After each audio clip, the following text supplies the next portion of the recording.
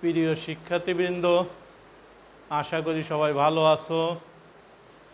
সুভাড্ডা উচ্চ বিদ্যালয় কর্তৃক আয়োজিত অনলাইন ক্লাসের পক্ষ থেকে তোমাদের স্বাগতম। এখন আমি তোমাদের ক্লাস নেব ষষ্ঠ শ্রেণীর ইংলিশ গ্রামার টেন্স। তোমরা তোমাদের প্রয়োজনীয় খাতাপত্র, বই, কলম নিয়ে রেডি হও। আগে আমরা জানবো টেন্স কি। টেন্স হচ্ছে, এর বাংলা হচ্ছে কাল। ক্রিয়া সম্পাদনের সময়কে টেন্স বলে। ক্রিয়া সম্পাদনের সময়কে টেন্স বলে। টেন্স বলে। টেন্স কোনো কাজ করতে, ক্রিয়া বলতে কাজ, কোনো কাজ করতে, সম্পাদন করতে, কাজ করতে যে সময়টা দরকার তাকে বলে টেন্স। টেন্স কয় প্রকার? টেন্স হচ্ছে 3 প্রকার। টেন্স 3 প্রকার, যথা এ নম্বরে present tense, present tense. B নম্বরে পাস্ট টেন্স। সি নম্বরে future tense.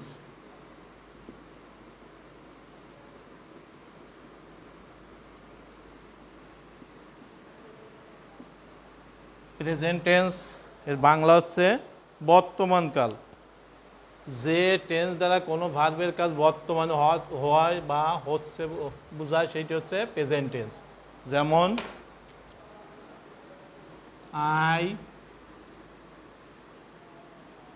I do the সাম, আমি অঙ্ক করি। এরপরে আছে পাস্ট টেন্স। পাস্ট টেন্সের বাংলা হচ্ছে অতীতকাল। পাস্ট টেন্সের বাংলা হচ্ছে অতীতকাল। তাহলে এর সংজ্ঞা বাংলা থেকে বোঝা গেল যে টেন্স দ্বারা ভার্বের কাজ অতীতে হয়ে গেছে, অতীতে মানে আগে হয়ে গেছে, পূর্বে হয়ে গেছে, সেইটি হচ্ছে পাস্ট টেন্স। যেমন ডুর পাস্ট টেন্স হচ্ছে did, I did the sum, আমি অঙ্কটি করেছিলাম। এরপর আছে ফিউচার টেন্স। ফিউচার টেন্সের বাংলা কি? ভবিষ্যৎকাল। ফিউচার টেন্সের বাংলা হচ্ছে ভবিষ্যৎকাল। এখন ফিউচার টেন্সের বাংলা থেকে বোঝা যায় যে টেন্স দ্বারা ভার্বের কাজ ভবিষ্যতে বা আগামীতে বা পরে হবে, সেইটাই হচ্ছে ফিউচার টেন্স। যেমন I shall do the work, do the sum, আমি অঙ্কটি করব।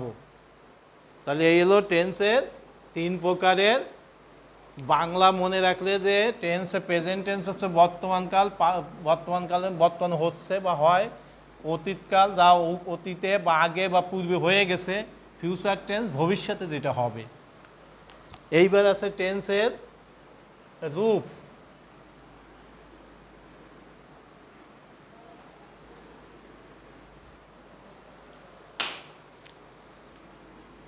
টেন্সের রূপ বলতে আকার, ধরন, আকৃতি। প্রত্যেক প্রকার টেন্সের 4টে করে রূপ আছে। যেমন প্রেজেন্ট টেন্সের 4টে রূপ, পাস্ট টেন্সের 4টে রূপ, ফিউচার টেন্সের 4টে রূপ। প্রেজেন্ট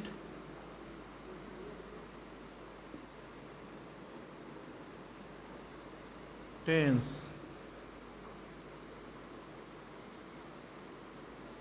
প্রথমে হলো ইনডেফিনিট, DEFINITE, ইনডেফিনিট। 2 হচ্ছে কন্টিনিউয়াস, নিউয়াস। 3 হচ্ছে পারফেক্ট। 4 হচ্ছে পারফেক্ট কন্টিনিউয়াস, পারফেক্ট কন্টিনিউয়াস। এই প্রেজেন্ট টেন্সের চারটে রূপ: present indefinite, present continuous, present perfect, present perfect continuous. এরপরে আছে যদি পাস্ট টেন্স লিখি, পাস্ট টেন্স এর চারটে রূপ: ইনডেফিনিট,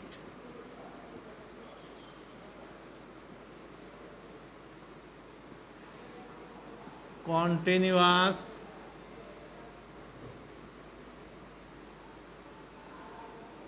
পারফেক্ট,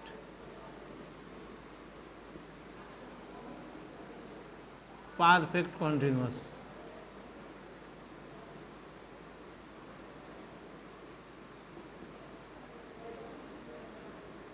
নিউয়াস। তাহলে পাস্ট টেন্সেরও চারটে রূপ: past indefinite, past continuous, past perfect, past perfect continuous. এইরকম ফিউচার টেন্সেরও চারটে রূপ: FUTURE, future, indefinite,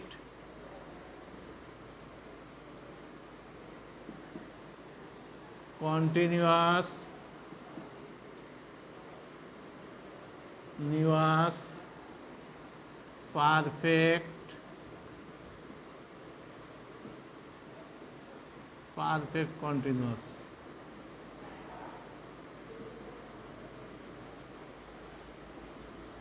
continuous. Future টেন্সেরও চারটে রূপ: future indefinite, future continuous, future perfect, future perfect continuous. এই যে টেন্স, টেন্স কেন পড়ব? টেন্সে মেইন দরকার আছে ইংলিশের প্রাণ বলতে টেন্সকে বোঝায়। টেন্সে যদি তুমি ইংলিশের যত বড় সেন্টেন্স, যে সেন্টেন্সই লেখো না কেন, ছোট হোক বড় হোক, টেন্স একান্ত দরকার। আর টেন্স জানতে গেলে কি করতে হবে? টেন্সের এই 12টা রূপের গঠন প্রণালী একান্ত প্রয়োজন। যে ক্লাসে যাও, যেখানে যাও, সেন্টেন্স লিখতে গেলে ছোট হোক বড় হোক, টেন্স যদি ঠিক না থাকে, টেন্সের গঠন প্রণালী অনুসারে যদি সেন্টেন্স লেখা না হয়, তাহলে সে সেন্টেন্স লেখা অনর্থক, ভুল হবে। এই জন্যই টেন্সের প্রত্যেক প্রকারের 12টা রূপের গঠন প্রণালী একান্ত দরকার।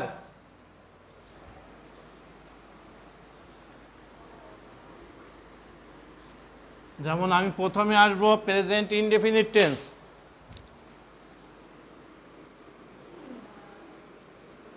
Present indefinite, NITE, indefinite tense.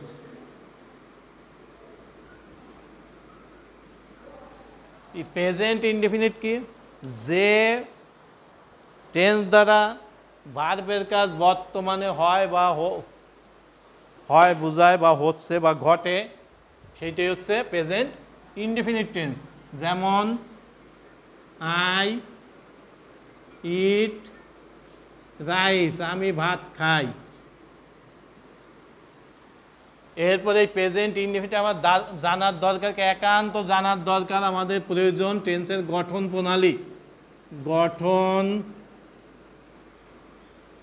প্রণালী,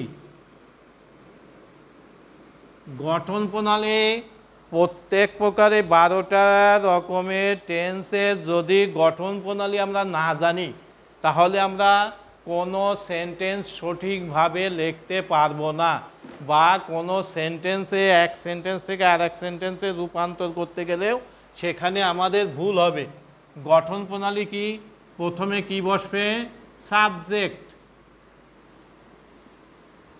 প্রথমে সাবজেক্ট প্লাস মূল ভার্বের,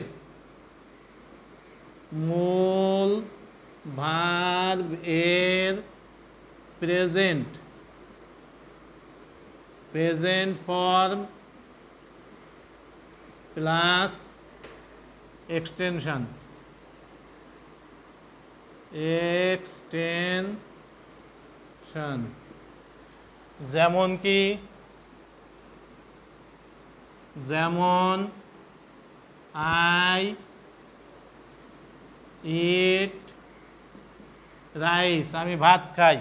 এ হলো সাবজেক্ট হচ্ছে এই আই, মূল ভার্বে প্রেজেন্ট ফর্ম হচ্ছে ইট, আর এক্সটেনশন বা অবজেক্ট হচ্ছে রাইস।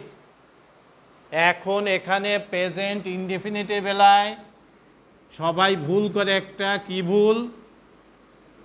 যে নাম্বার ও পার্সন অনুযায়ী যদি সাবজেক্ট যদি এখানে আয়ের পরিবর্তে ফার্স্ট পার্সনের জায়গায় থার্ড পার্সন হয়, যেমন হি, হি যদি থার্ড পার্সন দিই তাহলে ইটের পরিবর্তে কি হবে? ইটস। এই জন্য বিশেষ দ্রষ্টব্য হচ্ছে সাবজেক্ট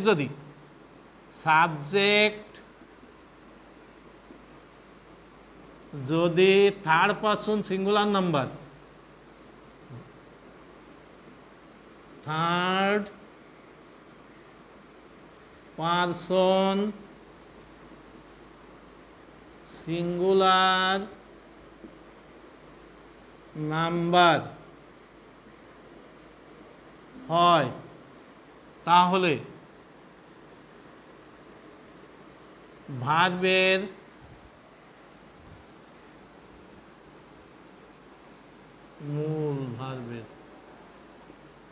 মূল ভার্বের শেষে এস বা ইএস যুক্ত হয়,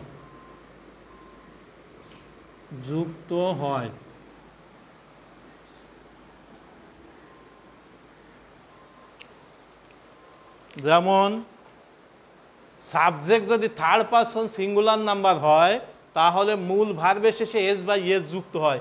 এইটে অনেকেই, তোমরা যারা আসো, তোমাদের বড় যারা আছে, অনেকেই এই জিনিসটা মনে রাখে না যে প্রেজেন্ট শুধু যত রকম টেন্স আছে, প্রেজেন্ট ইনডিফিনিট টেন্সের বেলায় ভার্বের সাথে সাবজেক্ট যদি থার্ড পার্সন সিঙ্গুলার নাম্বার হয় সেই সময় ভার্বের সাথে এস বা ইএস যুক্ত, আর কোনো সেন্টেন্সে এস বা ইএস যুক্ত হয় না।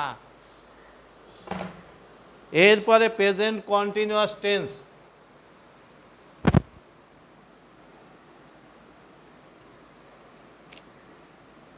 Present continuous tense, present continuous tense যে ভার্বের কাজ বা যে টেন্স দ্বারা ভার্বের কাজ বর্তমানে চলিতেছে বা হইতেছে বা ঘটিতেছে বোঝায়, তাকে বলে প্রেজেন্ট কন্টিনিউয়াস টেন্স। যেমন I am doing the work. এখানে এই প্রেজেন্ট কন্টিনিউয়াস টেন্সের গঠন প্রণালীর বেলায় কি পরিবর্তন হবে? তাহলে যে ভার্বের কাজ বর্তমানে চলিতেছে, হইতেছে বা ঘটিতেছে বোঝায়, সে ভার্বের প্রেজেন্ট কন্টিনিউয়াস টেন্সের হয়। এখানে কি আছে গঠন প্রণালী? প্রথমে সাবজেক্ট, সাহায্যকারী ভার্ব, মূল ভার্বের সাথে আইএনজি, তারপরে এক্সটেনশন। গঠন প্রণালী তাহলে কি হবে? সাবজেক্টের পরে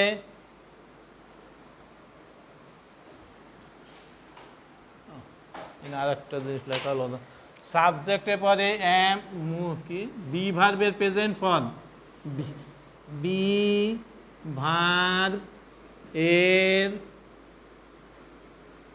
প্রেজেন্ট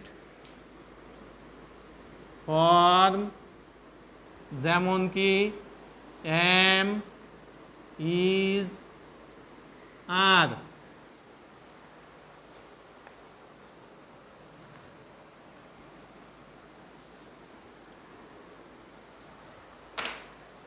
প্লাস মূল ভার্বের প্রেজেন্ট ফর্মের সাথে, PRESENT প্রেজেন্ট ফর্ম এর সাথে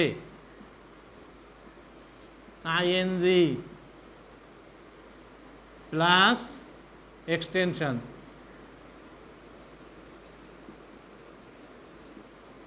এখন এই যে গঠন প্রণালী, সাবজেক্টের পরে বি ভার্বের প্রেজেন্ট ফর্ম যেমন এম, ইজ, আর, মূল ভার্বে প্রেজেন্ট ফর্মের সাথে আইএনজি।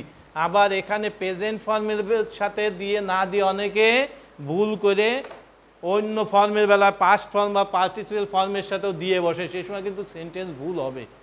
কন্টিনিউয়াস হলেই ভার্বের প্রেজেন্ট ফর্মের সাথে সবসময় আইএনজি যোগ হবে। যেমন না এখানে এই যে ভার্বের সাহায্যকারী ভার্বগুলো এই তিনটা এম ইজ আর কোন পার্সনে কি ব্যবহার হয় এটা জানতে হবে।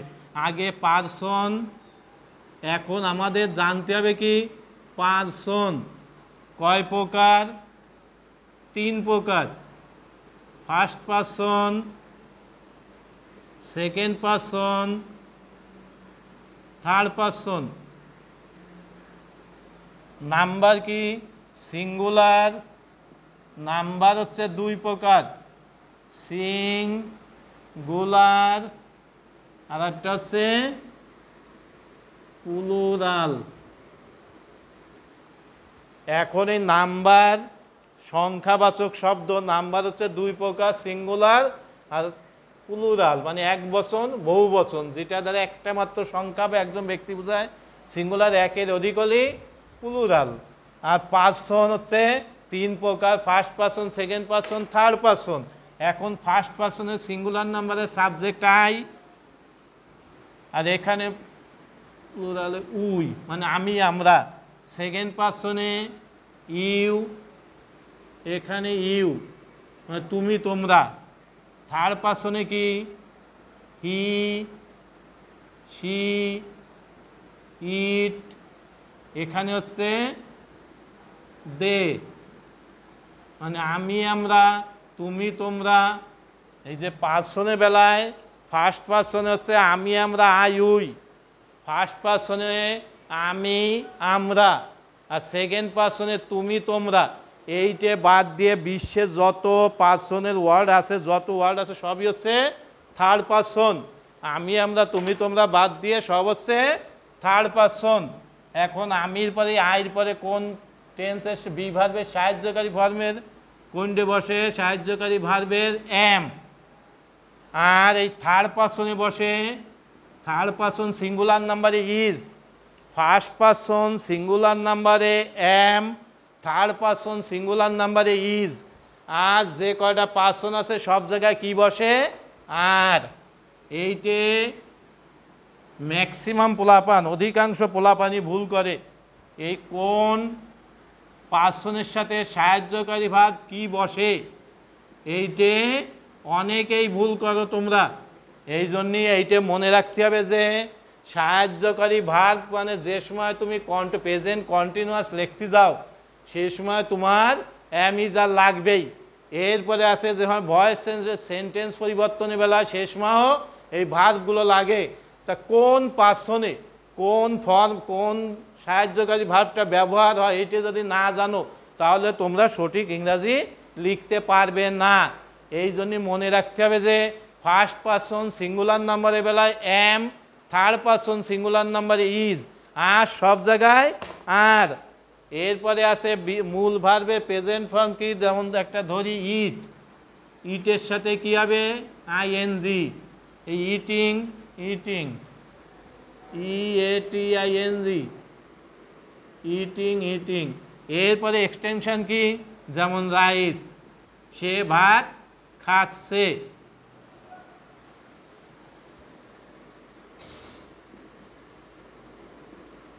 তাহলে কি হলো, আই অ্যাম ইটিং রাইস, আমি ভাত খাচ্ছি। উই আর ইটিং রাইস, আমরা খাচ্ছি। ইউ আর ইটিং রাইস, তোমরা খাচ্ছ। ইউ আর ইটিং রাইস, তারা তোমরা খাচ্ছে। হি শি ইট মানে সে খাচ্ছে, আর দে তারা খাচ্ছে। সেই জন্য এটা মনে রাখতে হবে যে সাহায্যকারী ভার্ব শুধু ফার্স্ট পার্সনে এম আর third person singular number is. First person singular নাম্বারে এম, থার্ড পার্সন সিঙ্গুলার নাম্বারে ইজ, আর যত পার্সন আছে সব জায়গায় কি বসে সাহায্যকারী ভার্ব হিসাবে আর। এইবার আমরা আসি প্রেজেন্ট পারফেক্ট টেন্স। এরকম তো লাগবেই, তাহলে কতটুকু মুছবো।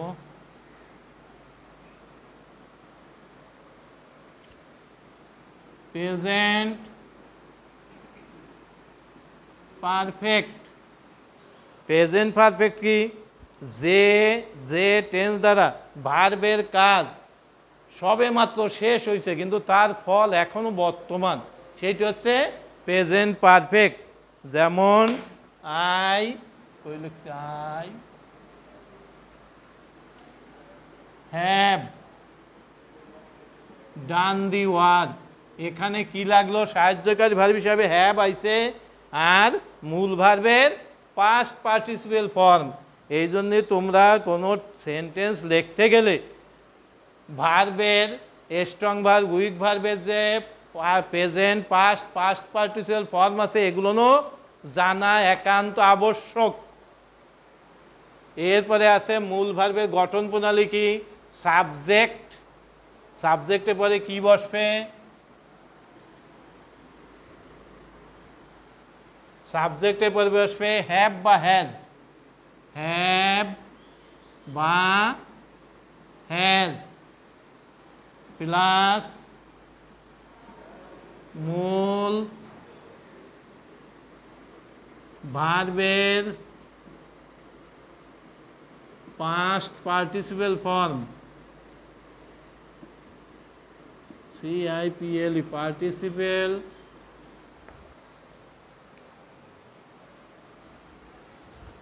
Past participle form plus extension.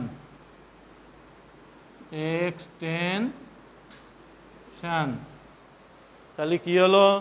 সাবজেক্টে পরে হ্যাভ বা হ্যাজ, মূল ভার্বে past participle form plus extension.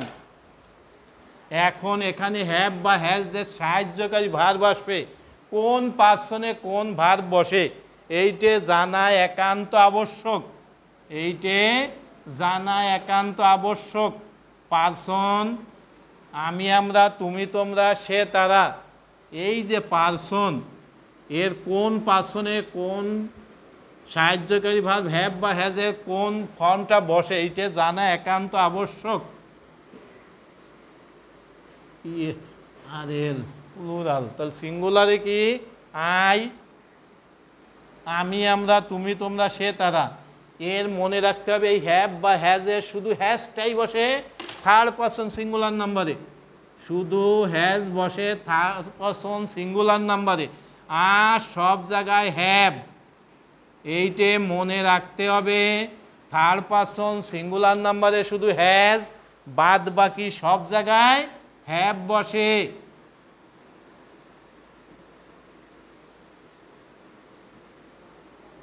এরপরে কি লিখছি? হ্যাভ বা হ্যাজের, তাহলে কি হলো? শুধু থার্ড পারসন সিঙ্গুলার নাম্বারে হ্যাজ আর বাদ বাকি সব জায়গায় হ্যাভ। এরপরে আছে মূল ভার্বে পাস্ট পার্টিসিপেল ফর্ম। যদি ইট ভার্ব নিই তাহলে eaten, eaten rice, eaten rice, eaten rice.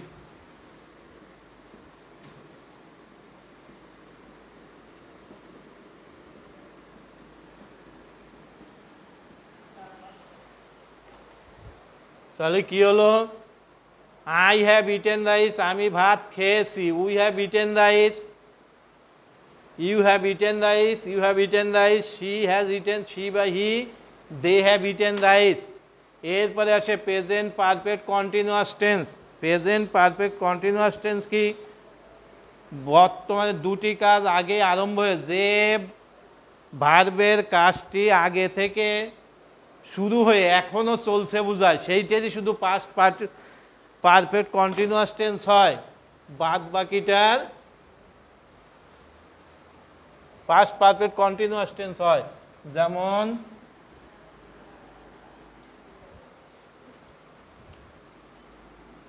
Past perfect continuous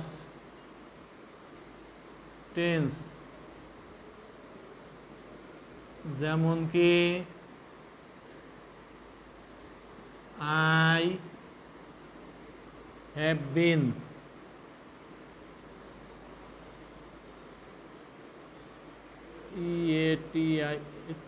T-I-N-G, eating rice. এখানে কি হবে তাহলে সাবজেক্টের পরে কি বসবে? সাবজেক্টের পরে সাহায্যকারী ভার্ব হিসাবে হ্যাভ বিন বা হ্যাজ বিন, তাহলে সাবজেক্ট প্লাস হ্যাভ বা হ্যাজ প্লাস বিন প্লাস মূল ভার্বের প্রেজেন্ট ফর্ম এর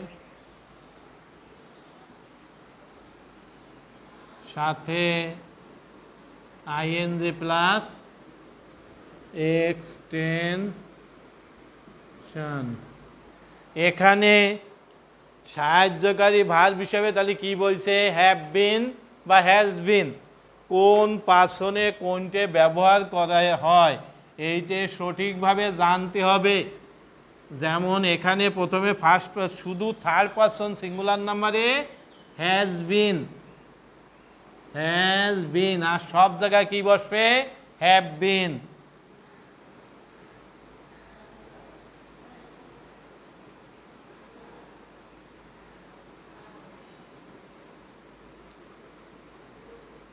আর এইটা কি? ভার্বের প্রেজেন্ট ফর্মের সাথে আইএনজি। এইটে মনে রাখতে হবে যে ভার্বের আইএনজি যুক্ত হয় সবসময় ভার্বের প্রেজেন্ট ফর্মের সাথে।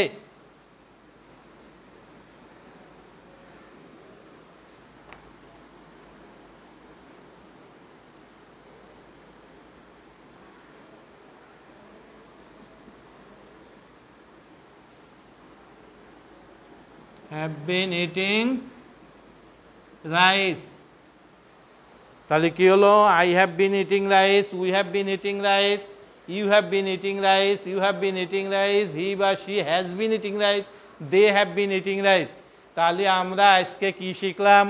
টেন্সের প্রেজেন্ট ফর্মের চারটে রূপের গঠন প্রণালী সম্পর্কে। আমরা পরবর্তী ক্লাসে কি শিখব? ভার্বের পাস্ট ফর্মের গঠন প্রণালী সম্পর্কে। আর এই টেন্সের গঠন প্রণালী না জানলে কোনো সেন্টেন্স লিখতে গেলে সঠিকভাবে লেখা সম্ভব নয়। এই জন্যই টেন্সকে বলা হয় ইংরাজি ভাষায় টেন্স হচ্ছে কোনো সেন্টেন্সের প্রাণ। থ্যাংক ইউ, ধন্যবাদ।